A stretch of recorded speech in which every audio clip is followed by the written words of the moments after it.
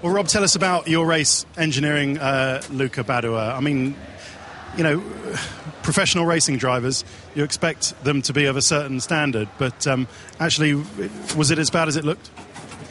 Well, you know, I mean, it's been a very difficult weekend for him. I mean, there's no denying that. But I think what we can say is that, you know, we've asked him to come here. We've asked him to stand in at very short notice. You know, we had Michael lined up, and you know the problems are well documented with Michael's neck. So he asked him to stand in at very short notice. He doesn't know the car, he doesn't know the track, and he improved to his performance. You know, for some laps in the race was quite reasonable. You know, he was within half a second, 7/10 of Kimi, which sounds like a lifetime. It is a lifetime, but you know we have to consider what we asked the guy to do. So he has to find consistency, definitely. He has to find performance. But he just has to keep improving.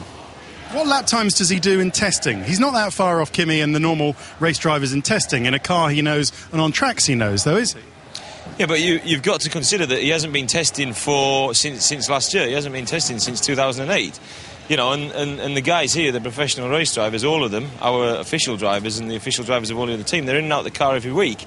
So they know the car like the back of their hand, and they just have to, you know, adapt it to a different circuit weekend in, weekend out. It's like any walk of life, you know. If you don't do something for 6 months, a year, then, you know, when you come back, you're not in the best of shape. But I'm sure that he's going to come back and be quite reasonable. What happened with the white line? Because you're normally on the radio to Felipe, talking him through it, saying, OK, off you go now, white line, white line. What happened there? Well, I was saying similar things. I used a few expletives because he was quite close to Grosjean, and we were racing Grosjean at that point. So, what happened? Did he let Grosjean through? Yeah, I told him in a less than polite way to get on with it, but because he exited and then he lifted because he knew that Grosjean was coming. I told him Grosjean was coming, and he lifted.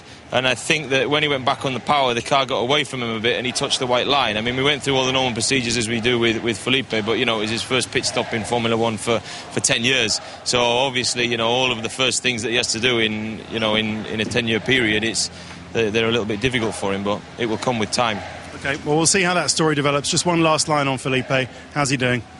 He's doing really well. I've been chatting with him all weekend. I'm really, really happy.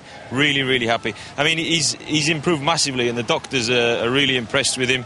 You know, he's a young, fit lad, so he's bound to improve at a quicker rate than me, certainly. And we just hope and pray that he's going to be back in the car as soon as possible and, you know, doing what he loves and he's very, very good at. Would it surprise you, or would it not surprise you if he was back as he targets in time for his home race in Brazil? No, I think that's a sensible target. You know, I mean, we would be very, very happy if it was a little bit sooner than that. But we have to wait until he's 110%. You know, I mean, from a medical point of view, we cannot do anything. So we'll wait until he's absolutely put right, and then, you know, when it's time to come back, he'll come back, and hopefully he'll come back and he'll be even a bit quicker.